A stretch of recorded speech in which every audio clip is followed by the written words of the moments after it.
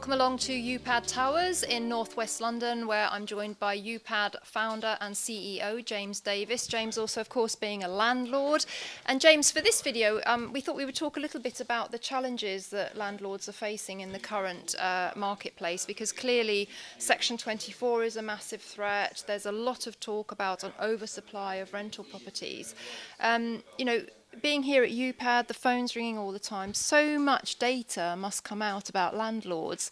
What are the kind of top three things you're hearing from them? So, in no particular order, I think one of the first big things that we get from a lot of our customers actually is about how to manage the process. So I think they get the fact of what we do, or part of what we do, which is advertising properties on Rightmove, Zoopla and various other portals out there. But I think a lot of landlords are unsure about what happens next. So when it comes down to viewing a property, how to maximise that as an opportunity. So we help them a lot with the type of questions they should be asking. I'm a fan of doing open-ended questions. Have you lived with these other tenants before? Are you in probationary period? What would your existing landlord say about you? How long have you been renting there for? And actually how they respond, their facial expressions and so on is worth so much more than a tenant referencing form. So I think guidance on the next steps in terms of how to conduct viewings, trying to do block viewings for ease, and it creates more of a demand or perceived demand for your property, are all tick boxes that we try and encourage landlords to do. We also do a lot with tenancy agreements, and a lot of landlords are wanting to use the same agreement that they've had from the year before and the year before that. And it may be one that they've downloaded from the National Landlord Associations or bought off the high street, or indeed from their previous high street agent. And I think what surprises us in the office quite a lot, literally every week, are clauses that are sort of unenforceable stroke illegal, or not representing the fact that ASTs have advanced over the last few years. And what a tenancy agreement 5 years ago would contain and what it contains now is actually quite different. And the idea of using an up-to-date tenancy agreement with clauses that haven't just been put in because you feel like it or your agent felt like it, there's some real shock horrors in all of there. And I think there is this big bit about landlords needing guidance and assistance, and what we try and recommend landlords to do is to use our agreement, which originated from ARLA, the Association of Rental Letting Agents. It gets updated as soon as there are sensible updates that are going on in the marketplace, so you've got confidence that it's always up to date. We're also quite aware that landlords have particular clauses, so it might be a leasehold property, there may be a garden, etc., etc. So we have a whole bank of what we call exceptional clauses. There's hundreds of them that we've generally had in the past. They've gone through our lawyers, and we know the format and the wording that should go in there, so that your intent as a landlord, in terms of what you want to be protected by, you can actually put in there. One that makes me laugh is somebody that wanted a clause in that no hoovering before 11 o'clock on a Sunday morning. It's like, it's not real. There is a bit about, and I think this is where the landlord was coming from, about not causing a nuisance to neighbours. That was his intent, and it's just about educating landlords about, okay, that's not going to work, but what I think you mean is why, and we're helping them putting together a bespoke tenancy agreement that really works for them. So I think it's areas like that we find quite surprising, and where the value of what we do and the team here that are all ARLA accredited bring to play for landlords out there. Indeed. I mean, I mentioned in the intro there that there's a lot in the media at the moment about a kind of glut or excess of properties, and actually we're experiencing ourselves with a flat in London that has always let out immediately, and now it's been empty for a month, and maybe it's just specific to London, I don't know, but when there is this kind of excess supply of rental properties, that's when landlords need to raise their marketing game and really take on board a lot of the tips that you've been sharing on Property Tribes about creating really great listings. And maybe we can help with your property in London, Vanessa. What I actually suggest is after this we'll talk through it, and maybe what I'm about to say we'll put into play, and we'll record a video on whether that works or not. So I'm very happy to do that. What is interesting is at Upad we get something like 25,000 to 30,000 tenant inquiries every single month. That gives us huge insights in terms of where tenants are looking for their next rental, the time of day. Nearly 40% are inquiring outside of normal office hours, as an example, and what ultimately will make a property let. So we have people in the office that are property performance managers that help people when it's not letting as fast as you possibly can. A few things I would probably share. Most tenants have those property alerts that you can set up on Rightmove or Zoopla, which means for Upad, we get about a third of all our inquiries in the first 48 hours that you put when it goes on the market. That's important to note for landlords because you need to make sure that your property looks amazing when you put it on the market. The idea that you add images, not that you would have done this, but the idea that you'd add images a few days later once you've had them done because you want as much exposure, so you put it on early as you can, actually is a bit of a misnomer in today's marketplace. I would also, in the old world, if I had one of my rental properties, I would advertise it, maybe a bit of a cheeky rent, if I knew I had 2 months before my existing tenants were moving out.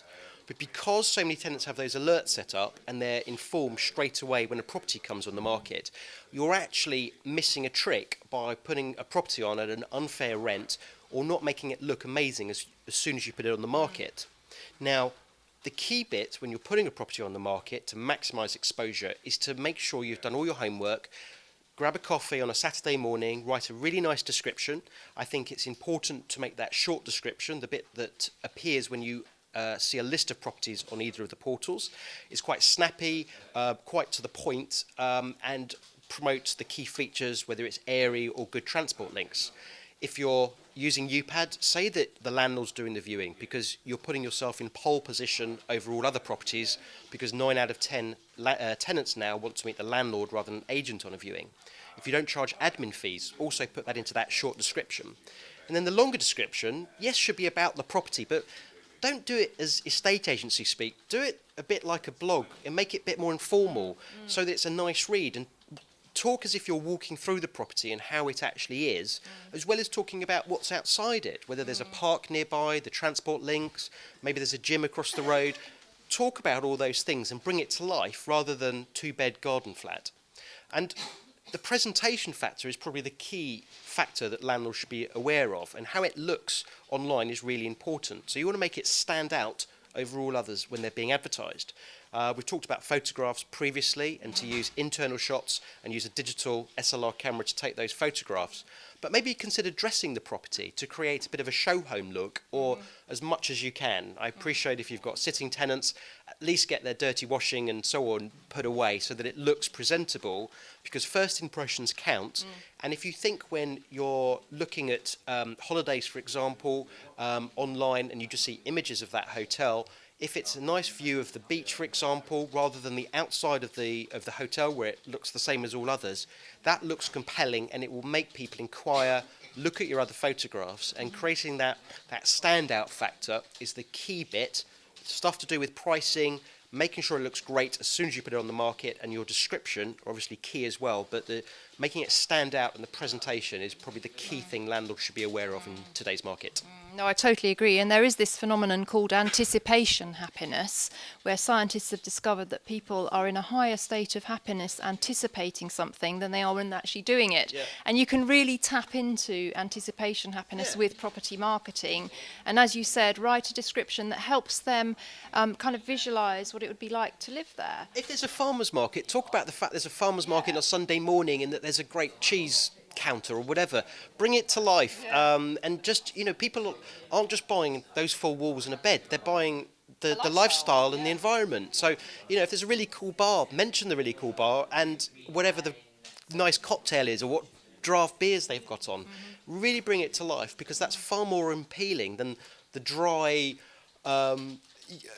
and adjectives that your traditional high street agent use that we can all recognise and is actually a turn-off factor. Try and makes buy it more that. personal, doesn't 100%, it? 100%. Just to finish then, what's your advice to landlords if they haven't let a property? At what point should they consider reducing the rent? Because clearly, it's better to have 80% of something than 100% of nothing. Sure. So, first of all, before you get yourself in that position, maybe those property alerts we mentioned earlier on Rightmove and Zoopla, create an alert for your type of property. So in the months leading up to your property coming on the market. You have a steer about the other properties you're competing with and how they're presented and pricing wise. So you have an understanding of the market that you're operating in.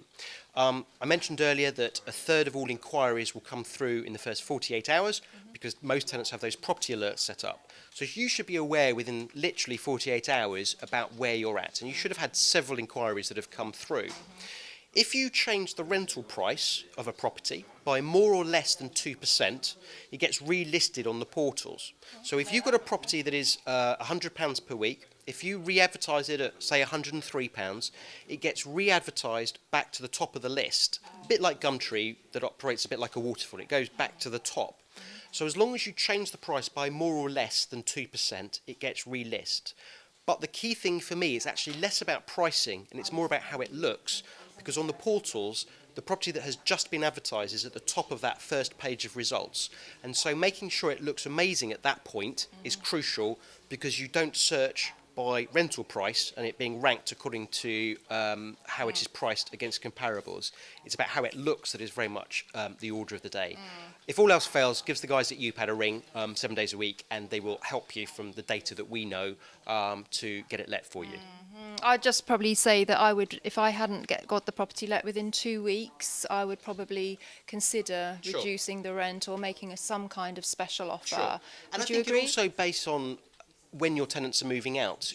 You know, if you've got a couple of months, then absolutely fine.